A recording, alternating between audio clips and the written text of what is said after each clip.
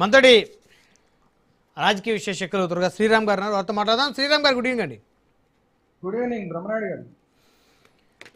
Credit మాదంటే మాది అని అధికార ప్రతిపక్ష పార్టీలు యుద్ధం చేస్తామని భోగాపురం ఎయిర్పోర్ట్కి సంబంధించి త్వరలో ప్రధానమంత్రి గారి చేతుల మీదుగా ప్రారంభోత్సవం కూడా జరగనుంది.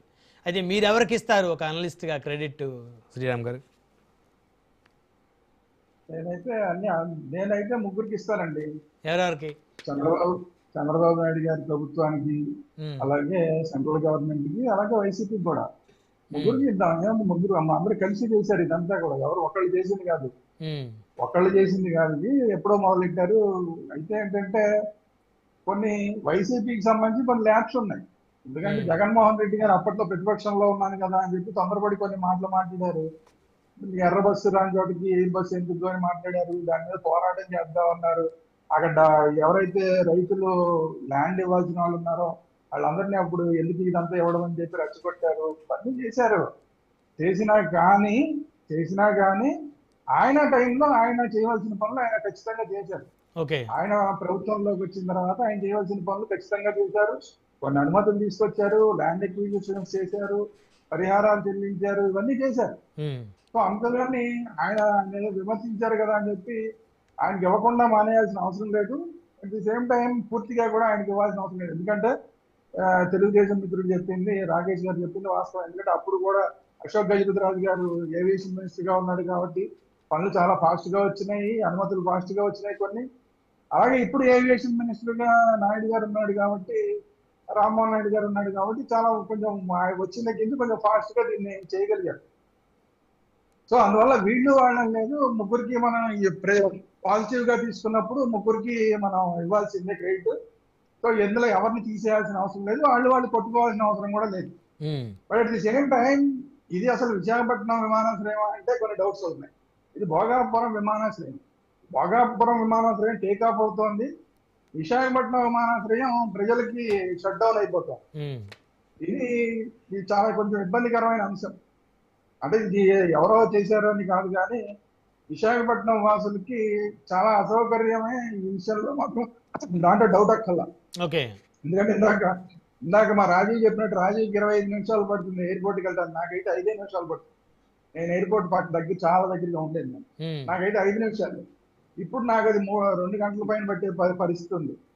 సో ఇప్పుడు ప్రతిపక్ష విమర్శలు చేస్తుందంటే దాన్ని కూడా మనం ఖచ్చితంగా సద్విమర్శలుగానే తీసుకోవాలి. కొన్ని విమర్శలు ఏంటంటే ఎయిర్పోర్ట్ ఎందుకంత ఫాస్ట్ గా మీరు చేసేసి, అంటే ముందుకే తీసుకొచ్చి మిగతా ఏర్పాట్లు అన్ని చేయకుండా ఎందుకు ఓపెన్ చేసేస్తున్నారు? ఒక నెల అటు ఇటుగా అయితే ఎందుకు కొంచెం ముందుగా చేస్తామని గొప్పలు పోవడం దేనికి? మిగతా రోడ్లన్నీ కూడా మీరు రెడీ చేసిన తర్వాత చేస్తే ఈ విమర్శలు ఉండవు, అందరికీ ఫ్రీగా ఉంటుంది. మీ ఎన్డీఏలో గవర్నమెంట్ లోనే పార్టీగా ఉన్న భారతీయ జనతా పార్టీ నాయకుడు ఎమ్మెల్యే అక్కడ లోకల్ గా విశాఖపట్నం లోకల్ ఎమ్మెల్యే ఏం మాట్లాడుతున్నాడు విష్ణుకుమార్ రాజు గారు? బాబాయ్ ఇప్పుడు వెళ్ళడానికి చాలా ఇబ్బందులు ఉన్నాయండి బాబు, ఇప్పుడే ఓపెన్ చేయొద్దంటే చెప్తున్నాడు. అయినా మీరు వినరు. ఇక్కడ లోకల్ విమానాశ్రయాన్ని షట్ డౌన్ చెయ్యొద్దండి ప్రజలకని చెప్తున్నారు, అది మీరు వినరు. అంటే మీ ప్రభుత్వంలో ఉన్న వాళ్ళు మాట్లాడేది మీరు పట్టించుకోరు. ఆ విమర్శల్ని సద్విమర్శలుగా తీసుకోరు. ప్రజలు ఇబ్బందులు పడితే మాకేంటి, మా పని అయిపోయింది, మేము గొప్పలు చెప్పేసుకుంటున్నాం, ఓపెనింగ్ అయిపోయింది. మీరు బాగా కట్టారు, ఓపెనింగ్ అవుతుంది కరెక్టే, కానీ ప్రజల్లో ఇబ్బందుల పరిస్థితి ఏంటి? మీరు ఎందుకు క్లోజ్ చేస్తున్నారు? మొత్తం రోడ్లన్నీ వేసేదాకన్నా కనీసం ఈ ఎయిర్పోర్ట్ ని ఉంచకుండా ఎందుకు చేస్తున్నారు?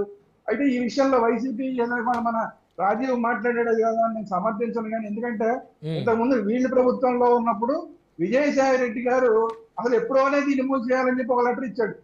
ఈ విశాఖపట్నం విమానాశ్రయాన్ని ఎప్పుడోనే మూసేయాలని చెప్పి ఒక లెటర్ సెంట్రల్ గవర్నమెంట్ ఇచ్చాడు. అంటే ఎవరికి చెప్పశుద్ధి లేదు. ఈ విశాఖపట్నం విమానాశ్రయాన్ని కొంతకాలం కంటిన్యూ చేయాలి, మొత్తం అక్కడ ఏర్పాట్లన్నీ జరిగేదాకా ఈ విశాఖపట్నం విమానాశ్రయాన్ని రన్ చేయాలన్న ఉద్దేశం అటు వైసీపీకి లేదు, టీడీపీకి లేదు. భారతీయ జనతా పార్టీ ఎమ్మెల్యే మొత్తుకుంటున్నాడు, ఎవరు పట్టించుకోరు. ఈ రోజు ఎంత ఖర్చు అవుతుంది ఒక్కొక్కరికి? ఛార్జెస్ ఎంత పెంచేశారు మీరు? మిగతా ఎయిర్పోర్ట్ల కన్నా కూడా ఛార్జెస్ ఎక్కువ పెంచేశారు. అక్కడ విమానాశ్రయంలో తీసుకునే ఛార్జెస్ ఎక్కువ పెంచేశారు. అదే ఎక్కువ అనుకుంటే ఇప్పుడు ఇక్కడ ట్రాన్స్పోర్ట్ ఎంత అవుతుంది ఒక్కొక్కరికి? మీకు ఈ రోజు విమానాశ్రయానికి వెళ్ళడం కన్నా చక్కగా అదేదో ఉంది కదా, వందే భారత్ ఎక్కేసి రాజమండ్రి వెళ్తే చాలా సుఖం.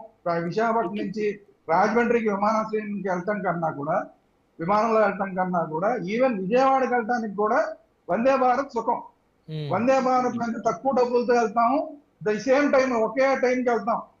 ఈ వెయిటింగ్ టైంలో ఇవన్నీ కలుపుకొని ఇవన్నీ చార్జెస్ ఇవన్నీ సో పెద్ద పెద్ద పెద్ద వ్యాపారవేత్తలు రాజకీయ నాయకులు ఫ్లైట్ లోనే కదా సార్ ప్రయాణం చేసేది. అదే మేము ఫ్లైట్ లో వెళ్ళామని చెప్పుకోవడానికి వెళ్ళాం తప్ప వందే భారత్ కూడా బాగానే ఉంది కదా, అదే సెంట్రల్ గవర్నమెంట్ రన్ చేసేది. అది వందే భారత్ లో కూడా ఫెసిలిటీస్ బాగానే ఉన్నాయి. సో వందే భారత్ తక్కువ టైం తక్కువ చార్జెస్ వెళ్ళిపోతారు, ఒక అరగంట తేడా అంతే. దీనికి దానికి ఒక అరగంట తేడా. మీకు అక్కడ ఇప్పుడు సమస్య ఏంటంటే క్యాబ్స్ సరిగా లేవు, క్యాబ్స్ సరిపడిన క్యాబ్స్ లేవు విశాఖపట్నంలో. కొత్తగా క్యాబ్స్ డ్రైవర్లందరినీ మనం అపాయింట్ చేసుకోవాలి, వాళ్ళందరికీ ఏర్పాటు చేయాలి, రోడ్లు సరిగా ఉండాలి.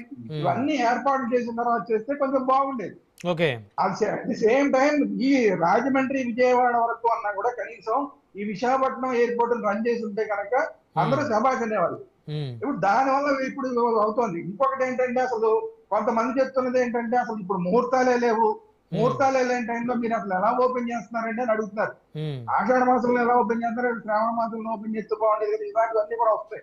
ఎందుకంటే ఇప్పుడు కొంచెం హిందువులకి సెంటిమెంట్లు ఎక్కువ ఉంటాయి కాబట్టి హిందువులు కొంతమంది మాట్లాడుతున్నది ఏంటంటే అయోధ్య రామాలయాన్ని అలాగే తొందరపాటు చేసి ఓపెన్ చేశారు అక్కడ అలా చేయబట్టి ఈ రోజు అయోధ్య రామాలయంలో రకరకాలు జరుగుతున్నాయి, కనీసం ముహూర్తం లేకుండా చేశారు అక్కడ. ఇప్పుడు కూడా ఇక్కడ కూడా సరైన ముహూర్తం లేకుండా ఏదో ప్రైమ్ మినిస్టర్ గారి డేట్ ఎప్పుడు దొరుకుతుందో చూసి ఆ డేట్ ప్రకారం చేస్తున్నారు, దీని వల్ల ఏమైనా ఇబ్బందులు జరుగుతాయేమో అనేది అదొక సెంటిమెంట్ పెడుతున్నారు. అంటే ఓవరాల్ గా నేను చెప్పేది ఏంటంటే చేసిన మంచి పని చేస్తున్నారు మీరు. మంచి పని చేసేటప్పుడు ఇలాంటి ల్యాబ్స్ ఎత్తుకు ఇంకొకటి అసలు ఇది విశాఖపట్నం విమానాశ్రయం కాదని ఇప్పుడు సెంట్రల్ గవర్నమెంట్ అఫీషియల్ గా చెప్తోంది. మన ఎంపీ విశాఖపట్నం ఎంపీకి అసలు అక్కడికి ఆహ్వానం లేదు. ఎందుకంటే భోగాపురం ఉంది, విశాఖపట్నం జిల్లాది కాదు అది, భోగాపురం అనేది విజయనగరం. అక్కడ వాళ్ళకి ఇంపార్టెన్స్ తప్ప అసలు విశాఖపట్నం ఎంపీకి లేదు. అంటే విశాఖపట్నం విమానాశ్రయం కాదు అని చెప్పి అఫీషియల్ గా ప్రోటోకాల్ ప్రకారం చెప్తున్నారు.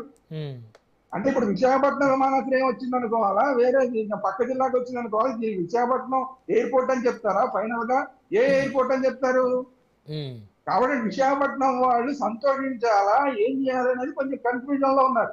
ఓవరాల్ గా ఏంటంటే చేసే మంచి పని చేస్తూ కొన్ని ల్యాప్సెస్ జరుగుతున్నాయి ఈ విషయంలో. ఆ ల్యాప్సెస్ సరి చూసుకోకపోవడం మూలాన ఈ రోజు ఇంత మంచి పని చేసి కూడా ఇలా విమర్శలు పాల్గొనాల్సి వస్తుందని నా ఉద్దేశం. ఓకే డిబేట్ లో ఒక షార్ట్ బ్రేక్ తీసుకుందాం. బ్రేక్ తర్వాత మళ్ళీ డిబేట్ కంటిన్యూ చేద్దాం. చూస్తూనే ఉండండి రాజ్ న్యూస్.